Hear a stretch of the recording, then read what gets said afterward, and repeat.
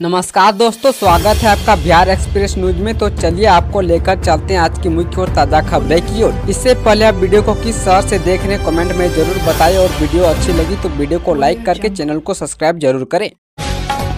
जाम से मुक्ति के लिए यहां बनेगा ओवरब्रिज। बिहार में निर्माणाधीन दानापुर बीटा एलिवेटेड रोड में छोटी गाड़ियों के लिए भी सर्विस लेन की भी व्यवस्था की जाएगी। कनौली चौक और बीटा चौक ट्रैफिक के दृष्टिकोण से प्रेशर पॉइंट होंगे। नौबतपुर से शिवाला तक गाड़ियों का काफी दबाव रहता है। इसके लिए सितंबर महीने में कनौली के पास ओवरब्रिज बनकर तैयार हो जाएगा। खान ग्लोबल स्टडी सेंटर से मांगा गया रजिस्ट्रेशन का दस्तावेज। खान ग्लोबल सेंटर में पटना सिटी एसडीपीओ गुंजन सिंह के नेतृत्व में उनकी टीम द्वारा कोचिंग का निरीक्षण किया गया। दिल्ली के कोचिंग में हुए हादसे के बाद पटना जिला प्रशासन की ओर से चल रही कार्रवाई के तहत यह निरीक्षण किया गया। मंगलवार को पटना जिला प्रशासन की ओर से जिले में संचालित सभी बड़े छोटे कोचिंग संस्थानों की निरीक्षण युद्ध स्तर पर शुरू कर दी गई है। मंगलवार की शाम शहर के महेंद्रू और महुआ टोली इलाके में जिला प्रशासन की टीम ने कोचिंग संस्थानों की जाँच कर दस्तावेज मांगे हैं। बिना रैयत का पक्ष जाने रिजेक्ट नहीं होगा दाखिल खारिज का आवेदन। बिना रैयत का पक्ष जाने दाखिल खारिज के मामले को अस्वीकृत करने की शिकायतें के बाद राजस्व एवं भूमि सुधार विभाग ने अपने पोर्टल के सॉफ्टवेयर में सुधार किया है। अब रैयत के पक्ष को शामिल किए बिना किसी आवेदन को रद्द करना संभव नहीं होगा। सॉफ्टवेयर स्वयं इसे रोक देगा। कब शुरू होगी दरभंगा समेत 4 शहरों में मेट्रो। दरभंगा समेत बिहार के 4 शहरों में मेट्रो परिचालन की संभावित रिपोर्ट नवंबर में मिल जाएगी। संभावित अध्ययन शुरू करने के लिए नगर विकास और एजेंसी राइट्स के बीच समझौता पत्र पर हस्ताक्षर हो गया है। राज्य सरकार ने 4 शहरों गया, दरभंगा, मुजफ्फरपुर और भागलपुर में मेट्रो परिचालन शुरू करने का निर्णय लिया है। इसके लिए सबसे पहले इन शहरों में मेट्रो परिचालन की संभाविता का अध्ययन किया जाना है। बिहार में मानसून बेदम जाने कैसा रहेगा आपके शहर में अगस्त का मौसम। बिहार में झमाझम बारिश के लिए अभी और इंतजार करना होगा। फिलहाल इसके संकेत नहीं है। कहीं कहीं छिटपुट बारिश के बाद अगर छोड़ दे तो अभी अगले 5 दिनों तक राज्य में मानसून कमजोर रहने वाला है। पटना मौसम विज्ञान केंद्र का कहना है कि पूरे भारत में मानसून की स्थिति ठीक है, लेकिन सिर्फ बिहार में मानसून इस बार पूरी तरह बेदम है। इसका मुख्य कारण जलवायु परिवर्तन है। यह भी कहा गया कि इस पर बिहार सरकार को अनुसंधान करने की जरूरत है। अस्पताल में युवक की मौत पर परिजनों ने किया हंगामा। पटना के महावीर कैंसर संस्थान में एक कैंसर मरीज की मौत हो गई। उसके बाद उसके परिवार वालों ने संस्थान के सामने पटना फुलवारी शरीफ नेशनल हाईवे 139 को जाम कर हंगामा किया। करीब 1 घंटे तक सड़क पर जाम और हंगामा के चलते आगमन बाधित हो गया। मरीज के परिजन संस्थान की इलाज में लापरवाही का आरोप लगा रहे थे।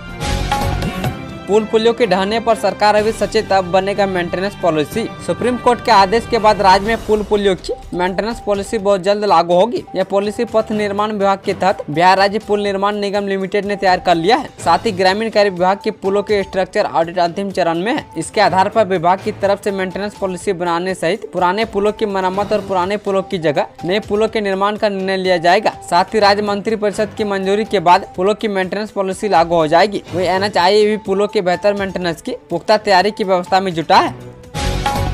बिहार में ऑनलाइन करा सकेंगे रजिस्ट्री। बिहार में अब जमीन, जायदाद, मकान आदि की रजिस्ट्री कराने के लिए निबंधन कार्यालय नहीं जाना पड़ेगा। रजिस्ट्री कार्यालय में तय समय पर आवेदन करने की जगह अब किसी भी समय ऑनलाइन आवेदन कर सकेंगे। निबंधन विभाग ने इसकी शुरुआत पटना के 4 और जहानाबाद के एक निबंधन कार्यालय से की है, जिनमें फतुहा, पटना सिटी, बिहटा, दानापुर और जहानाबाद निबंधन कार्यालय में ऑनलाइन रजिस्ट्री का काम शुरू कर दिया गया है।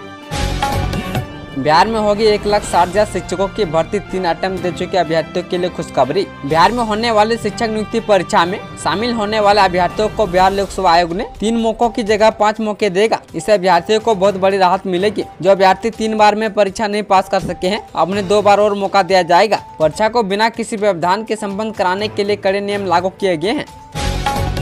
बिहार की ट्रेनों में बढ़ी चोरी, पटना जंक्शन पर झपटमार का आतंक। बिहार में ट्रेन के अंदर और प्लेटफॉर्म पर चोर गिरोह के सदस्य सक्रिय रहते हैं। इन दिनों रेल यात्री इन चोरों के शिकार बन रहे हैं। आए दिन ऐसी घटना सामने आती है जिसमें एसी बोगी तक के अंदर से यात्रियों के सामानों की चोरी हो रही है। किसी यात्री का गहना चोरी किया गया तो किसी का ट्रॉली बैग लेकर चोर फरार हो गए। पटना जंक्शन पर झपटमारी का ताजा मामला भी सामने आया है। एक महिला के गले से सोने की चेन झपट्टा मारकर बदमाश भाग गए। फिलहाल मामले की जाँच में पुलिस जुटी हुई है।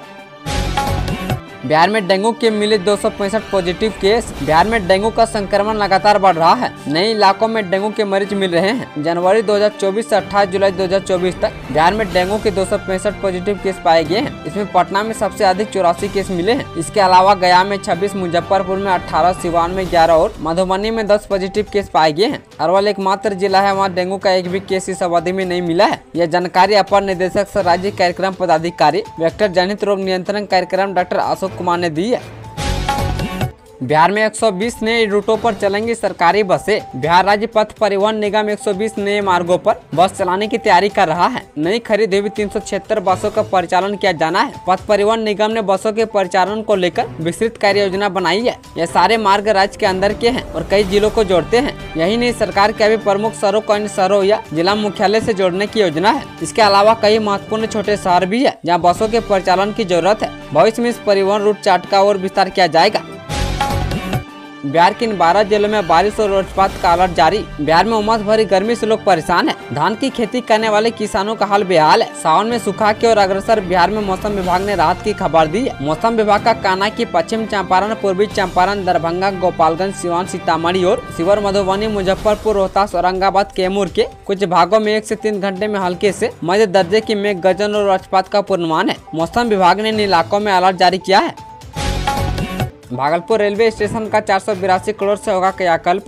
भागलपुर रेलवे स्टेशन के कायाकल्प के लिए 482 करोड़ रुपए की डीपीआर बनाने का काम शुरू होगा। इस योजना की डीपीआर गति शक्ति योजना के मुख्य परियोजना प्रबंधक की देखरेख में तैयार की जा रही है। मालदा डिवीजन के एक अधिकारी ने बताया कि डीपीआर का काम जल्द ही पूरा कर लिया जाएगा। डीपीआर को स्वीकृति के लिए रेलवे बोर्ड को भेजा जाएगा। रेलवे बोर्ड की स्वीकृति के बाद इस योजना पर काम शुरू हो जाएगा। जाहिर है कि इस योजना के पूरा हो जाने के बाद स्टेशन का स्वरूप बदला हुआ नजर आएगा और यहाँ विश्व स्तरीय सुविधा यात्रियों को मिलेगी।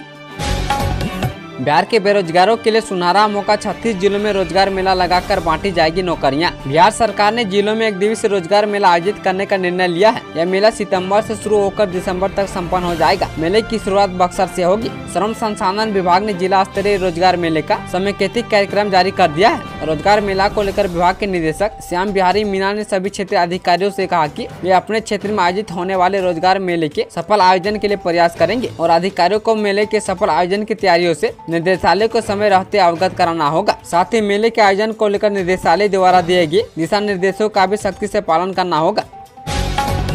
तनिष्क शोरूम लूटकांड में 3 गिरफ्तार। गिरोह के सरगना ने जेल से रची थी साजिश। तनिष्क शोरूम लूटकांड में बड़ा खुलासा हुआ है। पुलिस को पता चला कि लूटकांड की साजिश जेल में बंद गैंग के सरगने ने की थी। इसकी पूरी प्लानिंग 3 स्तर पर की गई थी। गिरोह को 3 स्थानीय सहयोगियों से मदद भी मिली थी। पुलिस ने लूटकांड में अभी तक 3 आरोपितों को गिरफ्तार कर लिया है। वहीं 13 लोगों को हिरासत में लेकर पूछताछ की जा चुकी है।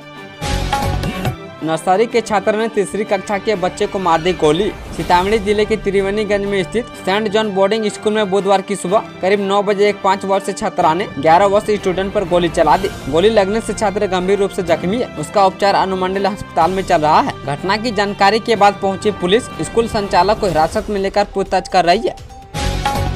किसानों की टेंशन दूर करेगी नीतीश सरकार। बिहार के कई जिलों में जंगली सुअर और घोड़पराज के आतंक से किसान परेशान है। फसलों को ये जंगली जानवर काफी नुकसान पहुंचाते हैं और कई बीघों में फैली फसलों को तबाह कर देते हैं। किसानों की इस चिंता को नीतीश सरकार ने दूर करने का फैसला लिया है और इसके लिए जंगली सुअर और नीलगाय को निपटाने का प्लान बनाया है। घोड़पराज और जंगली सुअरों से सबसे अधिक प्रभावित जिले वैशाली, पूर्वी चंपारण, पश्चिम चंपारण, बेगूसराय, मुजफ्फरपुर, गया और बक्सर है। राज्य में फसलों को नुकसान पहुँचाने वाले घोड़पराज और जंगली सुअर को मारने का खर्च कृषि विभाग उठाएगा।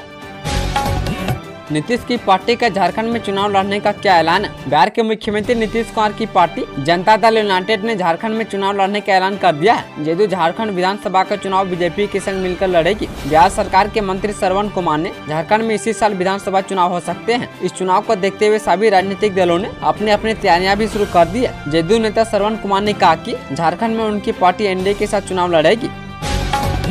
अपने ही सरकार के खिलाफ धरने पर बैठे जदयू विधायक। दरभंगा जिले के बेनीपुर जदयू विधायक विनय कुमार चौधरी ने मंगलवार को खान चौक स्थित पीएचडी के कार्यालय में समर्थकों के साथ 6.5 घंटे तक धरने पर बैठे रहे। वे विभाग के कार्यालय अभियंता के व्यवहार के खिलाफ आक्रोश व्यक्त कर रहे थे। वरीय अधिकारियों के आश्वासन पर उन्होंने धरना खत्म किया।